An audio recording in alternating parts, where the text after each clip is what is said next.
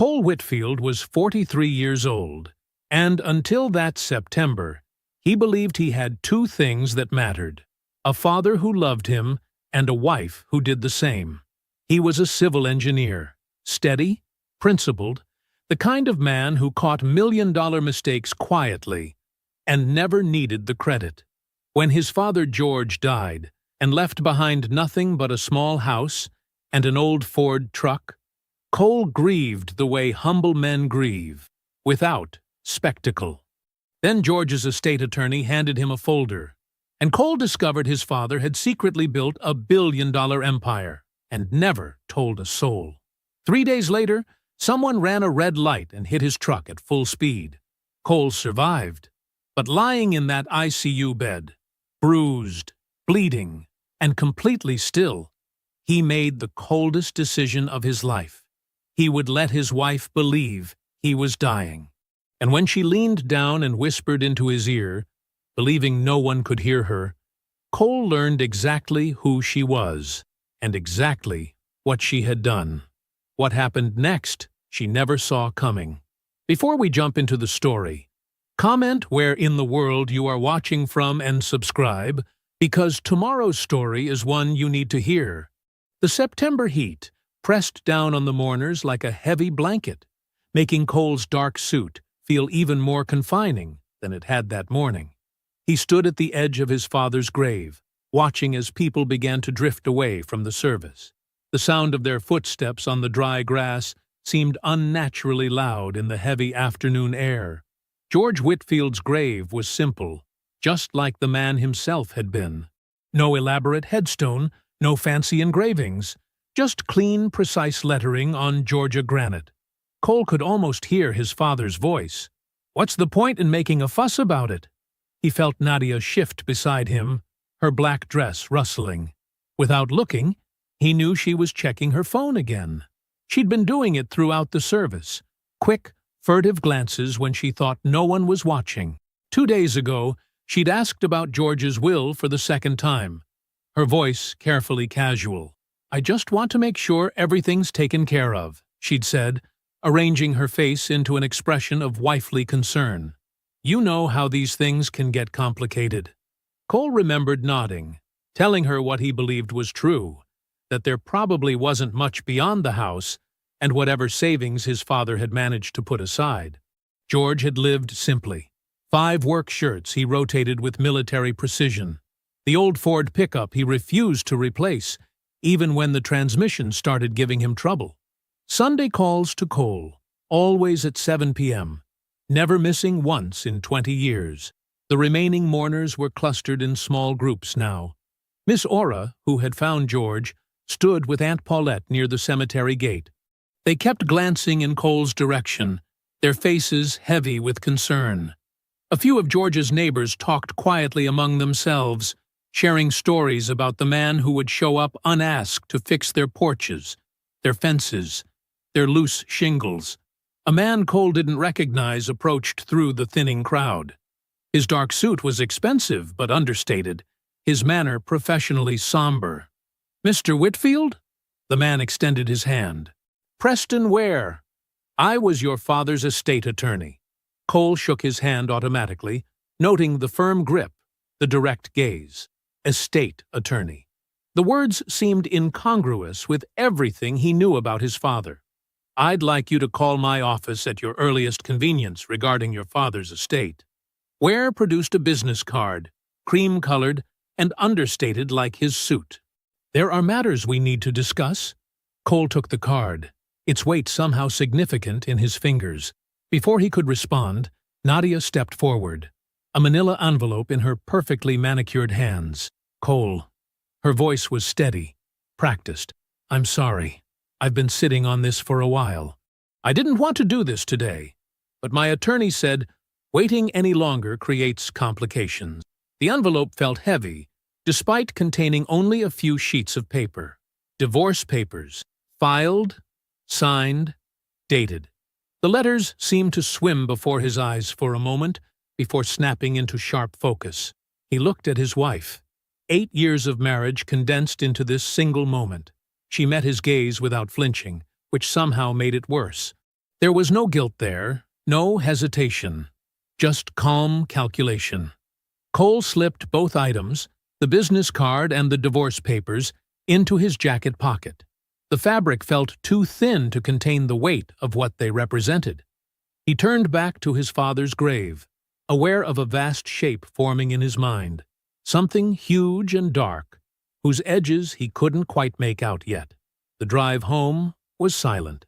Cole kept his eyes on the road, his hands steady on the wheel. Nadia sat beside him, perfectly composed, as if she hadn't just detonated their marriage at his father's funeral. He maintained basic courtesy, held the door when they arrived home, asked if she wanted coffee, responded appropriately to her careful attempts at conversation. Later, lying in the spare room he'd quietly moved into 2 weeks ago when George died, Cole stared at the ceiling. The business card and the envelope lay on the nightstand, their presence like a pulse in the dark room. One decision crystallized in his mind with the clarity of his father's Sunday phone calls. Before he did anything else, before he even looked at those divorce papers, he would meet with Preston Ware alone. The morning sun cast long shadows across the driveway as Cole backed his car out. He'd told Nadia he needed to handle some administrative paperwork for his father's estate, a simple truth that revealed nothing of his actual destination. She'd nodded, barely looking up from her coffee, already absorbed in her phone. Downtown Macon was quiet this early. Cole found Preston Ware's office easily. A well-maintained brick building with discreet signage, the kind of place that spoke of old money and quiet influence. The receptionist led him to a conference room where fresh coffee and water waited on a polished table. Preston Ware entered precisely on time, carrying a leather portfolio and the same composed demeanor he'd shown at the funeral. He sat across from Cole and placed his hands flat on the table. "Before we begin," Ware said, "I want you to understand that what I'm about to share may be overwhelming. We'll take it at whatever pace you need." Cole nodded, noting the careful choice of words. "I appreciate that.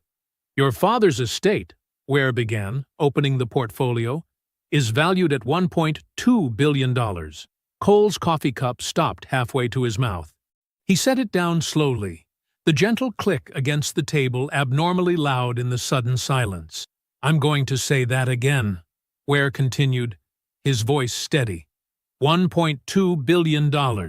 Cole found himself studying the grain of the conference table, tracing its patterns while his mind attempted to process the number. "How?" The word came out, barely above a whisper. "Over 40 years, your father assembled an extraordinary portfolio." Ware began laying out documents. Commercial real estate across 3 states, Georgia, Alabama, Mississippi, agricultural land bought during downturns, private equity positions in regional companies, all of it structured through a network of LLCs that kept his name out of public records. Cole looked at the documents, property deeds, corporate filings, bank statements. The numbers were real, concrete. His father's quiet empire laid bare in black and white. "Why didn't he ever—" Cole's voice trailed off. "Tell you?" Ware smiled slightly. "George once told me, I've seen what money does to families when they know it's coming. My son is going to earn his life, and then he's going to inherit a foundation." Something tightened in Cole's chest at those words. His father's voice, his father's wisdom, even now reaching across the void. "There's something else you need to know." Ware pulled out another document. "The will is explicit. Everything transfers solely to you, with 0 spousal claim possible. Your father inserted that provision 7 years ago, 1 year into your marriage to Nadia." Cole felt the air leave his lungs in a slow exhale. 7 years ago. His father had seen something even then, had taken steps to protect against it. "Did my father trust my wife, Mr. Ware?" Preston Ware was quiet for a long moment. Then he reached into his portfolio, one final time, and withdrew a sealed envelope. "Your father asked me to hold this for you. He said you'd know when the right time was to open it." Cole took the envelope, his father's handwriting on the front. Cole. Nothing else. The drive home was surreal. Streets he'd known his whole life seemed different somehow, as if the weight of $1.2 billion altered even the familiar geometry of Macon. Now he understood Nadia's timing perfectly, filing for divorce the day after the funeral, before the estate became public. She'd known something was coming. She just hadn't known how much. He pulled into the driveway, the house he'd left just hours ago, feeling like a stage set now, a place where performances were given rather than lives lived. Nadia was in the kitchen when he came in. How did the paperwork go? Her voice was carefully modulated, interested, but not too interested. Fine, he said. Just administrative things. He managed a small smile. I'm going to rest for a bit. Upstairs, in the spare room that had become his sanctuary, Cole sat on the edge of the bed and looked at the envelope.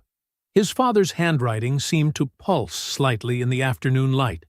He broke the seal carefully and unfolded the pages inside. He read it once, quickly, then again, slower. By the third reading, his hands were completely steady. Though everything else in the world had shifted on its axis, Cole sat in his childhood bedroom, the familiar space now feeling both comfort and witness as he unfolded the 4 pages of his father's letter. The afternoon light slanted through the window, catching dust motes in its beam, as George's neat, measured handwriting began to speak. Son, the letter began, if you're reading this, then certain things have already been set in motion that I hoped would never come to pass. What follows will be difficult to hear. Take your time with it. Remember who you are.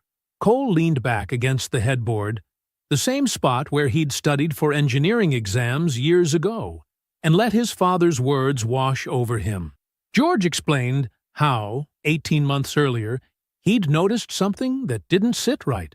Nadia had been making inquiries about his business holdings, careful, distanced inquiries through third parties that were clearly designed to avoid detection, the kind of moves that spoke of calculation rather than curiosity. I hired James Morton, George wrote, a private investigator I've known for 20 years. I asked him to look carefully, and what he found confirmed everything I'd been feeling, but couldn't prove. Cole's chest tightened as he read about Derek Okafor, a mid-level real estate developer who'd been in contact with Nadia for over 2 years. Their meetings were careful, professional on the surface, coffee shops in Atlanta, business lunches that could be explained away. But the pattern was clear to anyone who knew what to look for. Derek Okafor has done this before, George's steady handwriting continued. He identifies wealthy targets, cultivates relationships with family members, usually spouses, positions himself to benefit from whatever financial disruption follows. In Charlotte, 5 years ago, he did the same thing to a woman named Beverly Okafor. Cole sat up straighter, reading the next part twice to make sure he understood it correctly. Beverly Okafor is still legally his wife, George wrote. He never formally divorced her. He simply moved on when the operation was complete, leaving her financially devastated. I have included Morton's full report, with documentation, in the envelope Preston is holding for you. But you need to understand this now. The woman you married has been planning something with Derek Okafor for at least 2 years. The only reason they haven't moved yet is because they don't know the full scope of what's available to move on. The letter continued with quiet precision, laying out dates, meetings, patterns of behavior that George had documented. Then the tone shifted, became more personal. I tried to protect you by not telling you this sooner, George wrote. I believed that telling you would hurt you in a way you weren't ready for. I may have been wrong about that, but I am not wrong about this. That woman does not love you. She loves what she believes you are worth, and she does not yet know what you are actually worth, which means you still have time. Cole read the final paragraphs twice more, his father's voice so clear he could almost hear it in the quiet room. You are more than they believe you to be, more than I perhaps showed you. Build what is yours and let nothing diminish it. Not grief, not betrayal, and not the smallness of people who could not see you clearly. With hands that had grown steadier with each reading, Cole folded the letter carefully and placed it in his jacket pocket. He stood for a moment, looking at himself in the mirror above his old dresser. His face showed nothing of what he'd just absorbed. Good. He went downstairs to find Nadia preparing dinner. A normal evening ritual that now felt like watching a play he'd seen too many times to believe anymore. He helped set the table, made appropriate small talk about his day, watched her perform the role of concerned wife with the same precision she'd always shown. When she went to check on something in the kitchen, Cole took out his phone and called Aunt Paulette. His father's sister answered on the second ring. "Cole, are you all right? I need to see you tomorrow morning," he said quietly. "It's important." There was a slight pause, then, "Come at 9. I'll make coffee." "Thank you." He ended the call just as Nadia returned with the serving dish. Looking across the table at her now, Cole felt the last 8 years of marriage dissolve like smoke. All the moments he'd believed were real, all the times he'd defended their connection to others who'd seen what he hadn't. In their place settled something colder, cleaner, and infinitely more useful. Absolute clarity about what needed to be done. He passed her the salad bowl and smiled politely when she thanked him. Tomorrow would begin something new.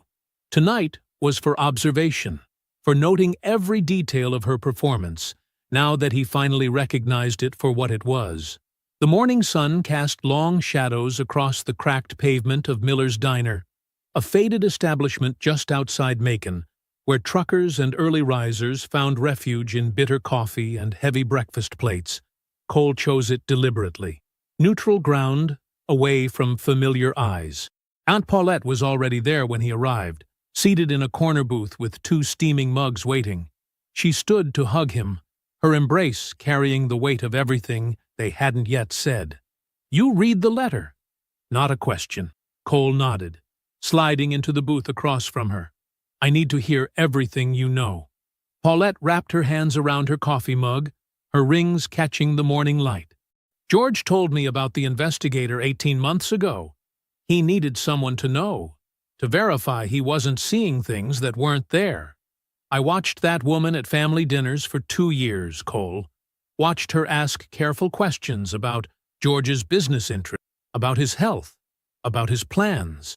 She reached into her bag and pulled out a thin folder. "These are copies of some of Morton's reports.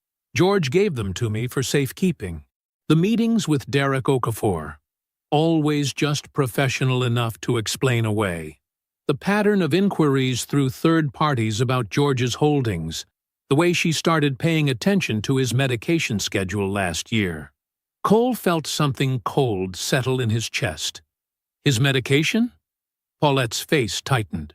6 weeks before George died, Morton reported overhearing a conversation between Nadia and Derek at a coffee shop in Atlanta. They were discussing George's age, his declining health, specifically the heart medication he'd started taking. The tone was, she paused, choosing her words carefully, clinical, like people discussing a timeline. Neither of them said the word aloud. They didn't need to. Cole drove home alone, his father's old Ford eating up the miles as his mind processed everything Paulette had shared. The morning light had turned harsh, the kind of glare that makes you squint even behind sunglasses. He was 20 minutes from home when it happened. The black SUV ran the red light at the county intersection, moving fast, too fast for reaction time. Cole saw it in the fraction of a second before impact. Dark paint, tinted windows, aimed directly at his driver's side door. The crash was deafening. Metal screamed against metal. Glass exploded inward. The world spun in a kaleidoscope of light and shadow before everything went black. He regained consciousness to the rhythm of ambulance sirens and the efficient voices of EMTs. Pain radiated from his ribs. Something warm trickled down his face from above his left eye. But he was alive. Somehow. Impossibly alive. Later, he would learn why. George had reinforced the Ford's door panels years ago, a quiet modification that saved his son's life. Even in death, his father's foresight was still protecting him. The hospital lights were too bright. Doctors spoke in measured tones about monitoring for brain injury and internal bleeding. The next 48 hours are critical, they said. We need to watch for signs of increased intracranial pressure. Cole lay in the ICU bed, letting their words wash over him as his engineer's mind assembled the pieces. The accident's angle, precisely targeted at the driver's door. The speed, calculated for maximum impact. The timing, days after his meeting with Preston Ware about the estate, a meeting Nadia didn't know about but someone watching him would have noticed. This wasn't random. This was architecture. In that moment of clarity, Cole made his decision. He regulated his breathing into the shallow rhythm of unconsciousness. He let his face go slack, his body completely still. When the nurse came to check his vitals, he gave no response to her gentle attempts to rouse him. 2 hours passed in that practiced stillness before he heard the distinctive click of heels on linoleum. Nadia's voice carried down the hallway, the perfect pitch of devastation, as she spoke to the attending physician. "How bad is it? When will he wake up?" "We're monitoring closely," the doctor replied. "The next 48 hours will tell us more about the extent of potential brain injury." Cole remained motionless as Nadia entered the room. He tracked her movement through sound alone, her heels crossing to his bedside, the soft rustle of expensive fabric as she sat in the visitor's chair, the carefully timed catch in her breath that any observer would read as barely contained grief. He waited, every muscle held in perfect stillness, as his wife began her performance for the benefit of the hospital staff. The steady beep of the heart monitor filled the ICU room as Nadia's heels clicked across the floor.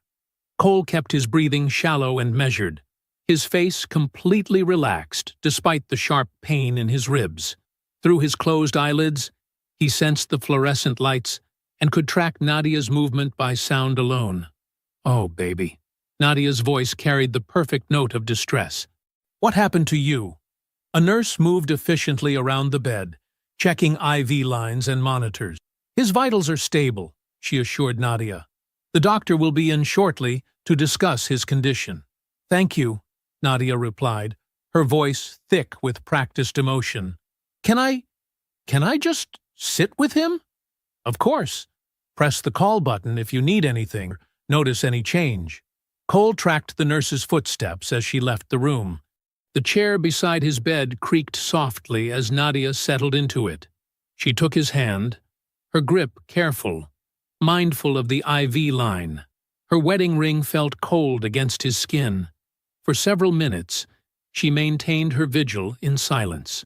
The nurses passed by at regular intervals, their shadows briefly darkening the doorway. Nadia would squeeze his hand whenever they passed, a small gesture for their benefit. Through it all, Cole kept his body completely still. The pain in his ribs had settled into a steady throb, but he didn't allow even a flicker of discomfort to cross his face. He had learned patience from his father, the ability to remain motionless and wait for what needed to reveal itself. Finally, the floor went quiet. The nurse's station chatter dimmed. The last set of footsteps faded down the hallway. The chair creaked again as Nadia leaned forward. Cole felt her breath against his ear, warm and intimate, a grotesque parody of affection that made him want to recoil, but he remained perfectly still. "I know you can't hear me," she whispered, her voice barely above a breath. "But I need to say this because I've been carrying it, and I need it to be somewhere outside of me." She paused, adjusting her position slightly. "Derek's man wasn't supposed to leave so much evidence. We're going to have to deal with that. But you're not going to make it, baby. The doctors just don't know it yet." Her hand tightened almost imperceptibly on his. "And when you're gone, everything your father built, everything you never even knew enough to protect, is going to come to me as your wife. Because I filed before the estate was made public. Because I planned this better than you could have imagined. The monitor continued its steady beeping. Cole focused on maintaining the same shallow breathing pattern, even as rage and clarity crystallized inside him with equal force. "You were never going to be what I needed," Nadia continued, her whisper taking on an almost gentle tone that made it worse somehow. "I'm sorry it had to be this way. But this is the way it had to be." She pulled back slowly. Cole heard the soft rustle of fabric as she straightened her blouse. And then, with perfect timing, she began to cry. Soft, controlled sobs that coincided exactly with the return of footsteps in the hallway. "Mrs. Whitfield?" The nurse's voice was sympathetic. "Can I get you anything?" "No, thank you," Nadia managed, her voice breaking just enough. Seeing him like this, I understand. Try to stay hopeful. These first 48 hours are critical, but he's stable." Cole remained motionless as the conversation continued around him. Every word, every inflection, every calculated pause in Nadia's performance was being catalogued and stored. The shape of her betrayal was now completely clear. Not just the accident, but the years of planning that led to it, the careful timing of the divorce filing, the partnership with Derek, the cold assessment of his worth against his father's hidden wealth. Through the long night that followed, Cole maintained his stillness as Nadia came and went.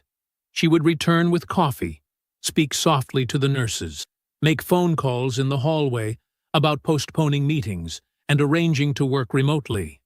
Every action precisely calibrated to appear as a devoted wife facing possible tragedy. He captured it all in his mind. Her words, her composure, her performance. For the next 40 hours, he would remain in this state of practiced unconsciousness, gathering every detail he needed. The pain in his ribs became secondary to the clarity of purpose that now filled him. His father had taught him patience. Nadia was about to learn exactly what that patience could build.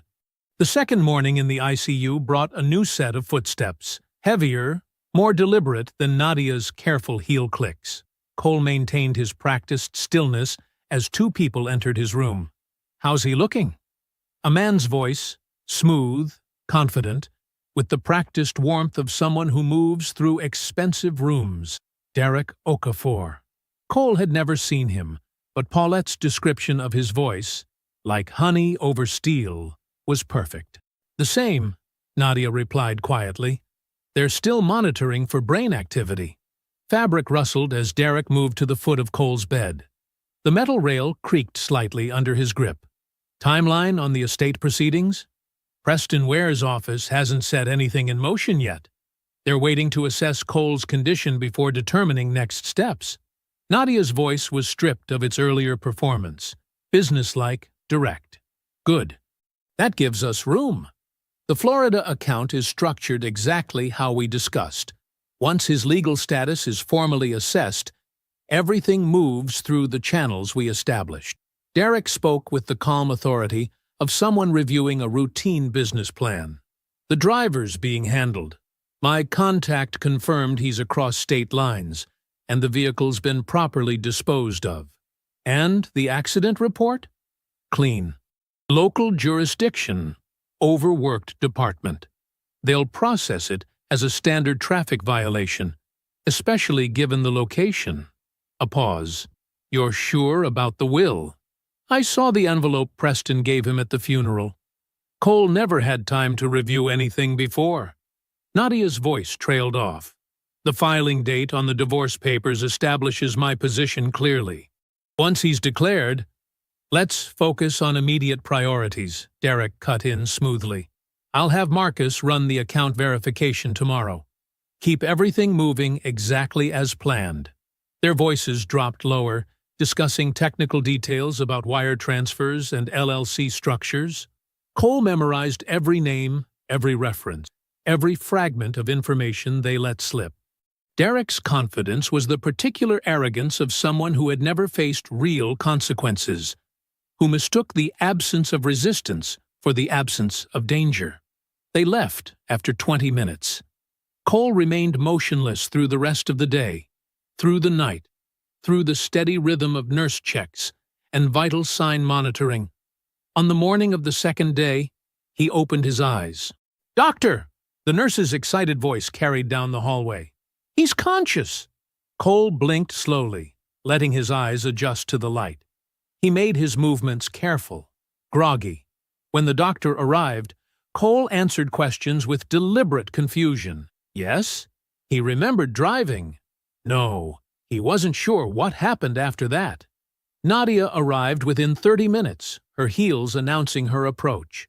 Cole turned his head slowly toward the door. Her performance was flawless. The catch in her breath, the trembling step forward, the perfectly timed tears. "Cole!" Her voice shook. "Baby, can you hear me?" He reached for her hand, letting his movements be unsteady. "Nadia." She broke down, pressing his hand to her face. Cole maintained his own performance with equal precision. The grateful husband, overwhelmed with relief, focused only on recovery. He thanked the doctors earnestly. He asked simple questions about the accident. He did everything expected of a man who had just returned to consciousness with no memory of the impact or what followed. That afternoon, Aunt Paulette visited. Cole watched her face as she entered, watched the fraction of a second when her eyes met his, and he knew that she knew. She sat beside him without a word and took his hand. He squeezed once, deliberately. She returned the squeeze with equal purpose. They sat in comfortable silence. No words were needed. Paulette had known George better than anyone, had watched him build an empire through patience and precise action. She recognized that same patience in Cole's eyes now. The following day, Cole was discharged. He let Nadia help him into the car, accepted her careful attention at home, and spoke warmly about wanting to focus on healing their relationship. When she mentioned the divorce papers, he shook his head gently. "The accident, it's given me perspective. Let's not make any decisions right now." She agreed readily, visibly relieved. Her relief was not the emotion of a wife grateful for reconciliation. It was the relief of someone whose plan was back on track. The morning after discharge, Cole dressed carefully in work clothes. "I need to check in with my crew," he told Nadia. "Just briefly. They're handling a critical phase of the Thompson project." "Are you sure you're ready?" Her concern was perfectly calibrated. "Just a quick visit," he assured her. "I'll be back for lunch." He drove to the job site, parked in his usual spot, and took out his phone. 3 calls would set everything in motion. He looked at the screen for a long moment, thinking about his father's patience, about precision, about the weight that properly distributed structures could bear. Cole sat in his truck at the job site, the morning sun warming the dashboard. The familiar sounds of construction, the rhythmic thud of hammer strikes, the whine of circular saws, the beeping of equipment in reverse, created a steady background pulse. He looked at his phone for a long moment, organizing his thoughts with the same precision he applied to load-bearing calculations. The first call was to Terence Hill. They hadn't spoken in months, but that was their friendship. Time didn't dilute its substance. Terence answered on the second ring. "Cole? Everything okay?" "No," Cole said quietly. "I need your help, Terence, and I need you to hear everything before you respond." For the next 12 minutes, Cole laid out the sequence of events with careful detail. George's death, the hidden wealth, Nadia's divorce filing, the accident, and everything he had heard in the hospital room. He described the Florida LLC Derek had mentioned, the references to accounts and transfers. His voice remained steady, controlled. When he finished, Terence was silent for several beats. Then, "Give me 4 days. I'll need complete access to your banking records and any documentation you have of joint accounts with Nadia. You'll have it within the hour." "Cole?" Terence's voice had the controlled precision that meant he was already working the problem. "I'll find everything.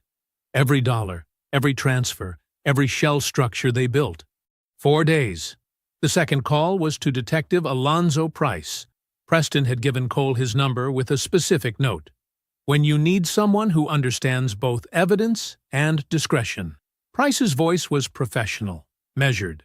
Cole relayed what he had heard in the hospital room, Nadia's whispered confession, Derek's discussion of the driver and the accident report, every detail that pointed to premeditation. Price listened without interruption. "I have a contact in the sheriff's department," Price said when Cole finished. "I'll pull the accident report and traffic camera footage from the surrounding intersections immediately.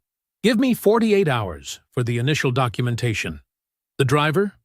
If there's a connection between the registered owner and either your wife or Derek Okafor, we'll find it. Vehicle forensics, phone records, financial trails, everything gets documented properly." The third call was to Preston Ware. Cole's voice was calm, deliberate. "I need the estate transfer completed immediately and with complete discretion. And I need to understand Nadia's legal exposure given what's emerging." Preston absorbed Cole's account of the hospital room revelations without visible reaction. "The estate is entirely protected. Your father's provisions were explicit, and the transfer documentation is already prepared. I'll begin moving everything through the established channels today." A pause. "Regarding criminal exposure, I'm sending you the contact information for James Morton. He's a criminal attorney I trust completely. Call him today." Cole ended the call and sat watching his crew work. The Thompson Project's foundation was taking shape. Each pour precisely timed, each structural element properly placed. He had always understood buildings this way, as systems where every component had to bear its designated weight. What Nadia had built was about to collapse under its own pressure. 4 days later, Terrence called. His voice was controlled in the way it got when he had found something that genuinely disturbed him. "Over 3 years," Terrence said without preamble, "she moved $94,000 out of your joint accounts. Small increments, carefully timed to avoid automatic alerts. Everything went through 2 intermediary accounts into a Florida LLC co-owned by Nadia and Derek Okafor." He paused. "The LLC has no actual real estate holdings, just outgoing transfers, including one wire transfer 18 months ago to a private security contractor in South Carolina, a man named Darrell Faust. The connection? Faust has a prior arrest for vehicular assault, and his name appears in the sheriff's accident report as the registered owner of the black SUV that hit you." Terrence's voice was very precise. "Cole, she paid for the attempt on your life with money she stole from your own accounts." Cole absorbed this. Then he called Price. "The traffic cameras," Price said immediately. "We have footage from 4 intersections. The SUV followed your truck for 11 minutes before impact. No braking. Deliberate speed and angle. We also have phone records showing 3 calls between Derek Okafor and Faust in the 72 hours before the accident." He paused. "Cole, I have enough to take to the DA." "Not yet." Cole's voice was quiet. "I need 48 hours." Cole sat in George's kitchen, the afternoon light slanting through windows that had witnessed 40 years of his father's quiet discipline. He looked at his phone, each number he needed to dial representing another piece of the structure he was building. Not revenge, accountability. The distinction mattered. He called Nadia's mother first. Sarah Fontaine's voice carried the warmth it always had, even through speakerphone. "Cole, how are you holding up, sweetheart?" "Managing," he said, keeping his voice gentle.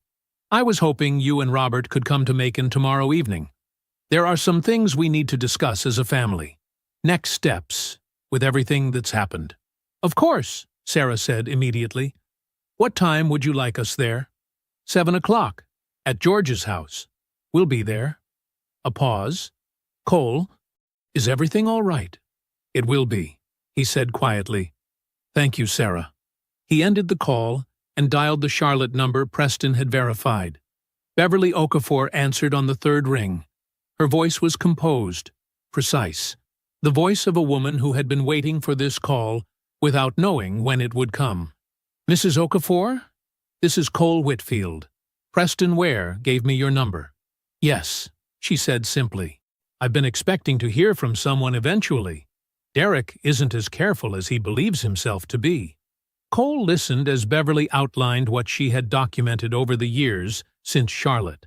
Bank records, text messages, patterns of behavior that matched exactly what George's investigator had found. She had been watching, gathering, waiting for the right moment and the right ally. "I can be in Macon tomorrow evening," she said. "I'll bring my attorney and my complete file." "Thank you," Cole said. "There will be a detective present." "Good." Beverly's voice carried the particular weight of someone who had held something heavy for a very long time. "It's time." Cole called Preston next, confirming what he already knew. The estate transfer had completed 6 days ago. Every account, every property, every holding was now legally and irrevocably his. Nadia's divorce filing, coming before the estate became public, had seemed clever to her. Combined with evidence of criminal conspiracy, it had become another nail in the legal coffin she was building for herself. The criminal attorney, James Morton, was equally clear. The divorce filing actually works against her position. She filed before knowing about the estate, which means she can't claim she was seeking her fair share of marital assets, and the conspiracy evidence makes any attempt to assert spousal rights fundamentally non-viable. Cole absorbed this, then made his final call of the afternoon. Nadia answered immediately. "Hey," he said, letting warmth enter his voice. "I was thinking, would you come to dinner at Dad's house tomorrow? Around 7? Being there? It helps me process everything." "Of course," Nadia said, her voice carrying the careful concern she had been performing since his discharge.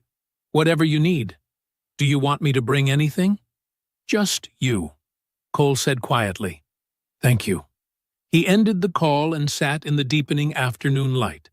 Nadia would arrive tomorrow believing the estate was still in motion, believing she needed to keep him calm and cooperative just a little longer, believing she had planned for every contingency except the one sitting in this kitchen. She did not know her parents were already on their way to Macon. She did not know Beverly Okafor was boarding a flight from Charlotte, with a file containing 3 years of documented pattern. She did not know Detective Price would be on the porch with a case built strong enough to withstand any attorney's attempts to dismantle it. She did not know that Cole had spent 40 hours in a hospital bed building the most precise thing he had ever engineered. Consequences. Cole stood and walked to the counter where he had placed the folder containing everything: bank records, traffic camera stills, phone logs, wire transfer documentation. He straightened it carefully, precisely, the way his father had straightened his work shirts every Sunday evening. Then he went upstairs to prepare the room where truth would finally have its moment. The next evening, at 6:55, Cole heard Nadia's car in the driveway. He straightened his jacket, checked that Sarah and Robert were seated comfortably in the living room, and walked to the front door. When he opened it, Nadia smiled, the same smile she had given him for 8 years. He stepped aside to let her enter. Nadia stepped into George's house with the practiced grace she had perfected over 8 years of marriage.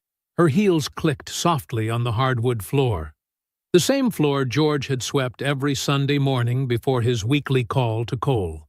She registered her parents' presence in the living room with only the slightest hesitation in her stride. A fracture of composure so brief most people would have missed it, but Cole noticed. He had spent 8 years watching her perform, though he hadn't known it was a performance until now. "Mom? Daddy?" Nadia's voice carried warmth and surprise in perfect measure. She moved to embrace her mother, the gesture fluid and natural. "I didn't expect you both here."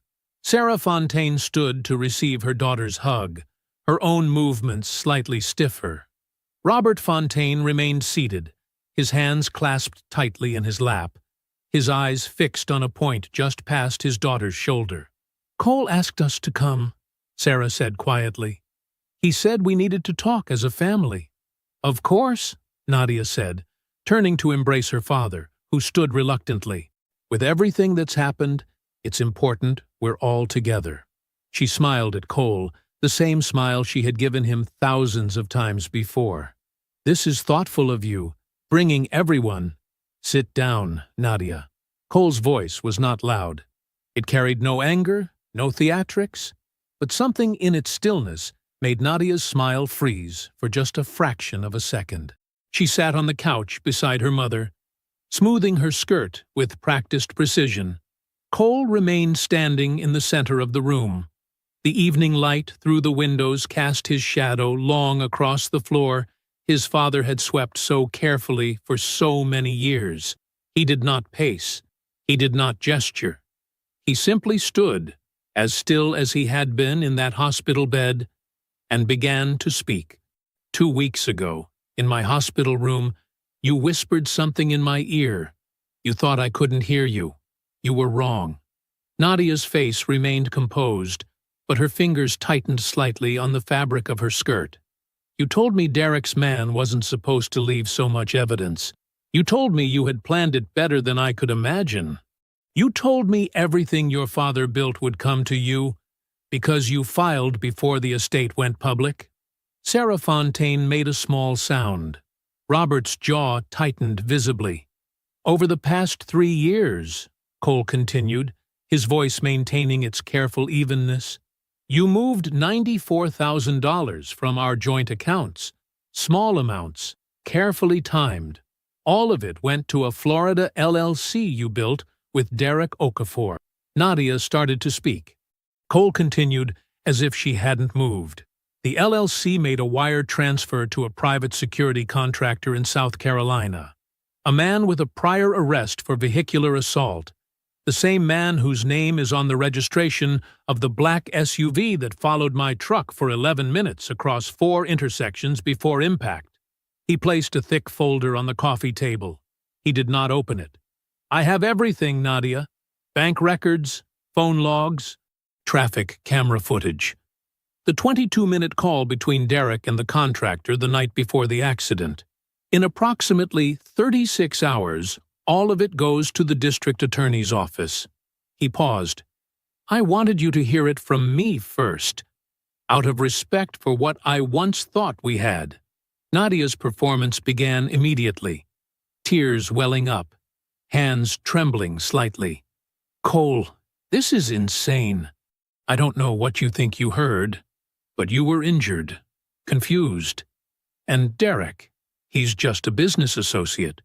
You've always been so distant, so unavailable emotionally. I've spent years trying to reach you." Sarah Fontaine watched her daughter with an expression of dawning horror, not at the accusations, but at the precision of the performance she was finally allowing herself to see. Robert Fontaine sat in absolute stillness, his jaw clenched so tight the muscle visibly jumped. When Nadia finished, Cole spoke quietly. "You leaned over my hospital bed and told me Derek's man didn't leave enough evidence. You told me I wasn't going to make it. You told me you planned it better than I could imagine." The performance collapsed. Not dramatically. Nadia was too skilled for that. But something in her eyes went flat and cold, like a door closing. Cole walked to the front door and opened it.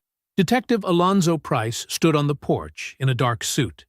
Beside him was a composed woman in her 40s, Beverly Okafor, and a man Cole recognized as her attorney. "Beverly's attorney has already filed documents that freeze every account you and Derek built together," Cole said, his voice still quiet. "And Derek, who I understand you've been having trouble reaching, is currently being interviewed by 2 county sheriffs in Fulton County." He stepped aside, holding the door open. "Goodbye, Nadia."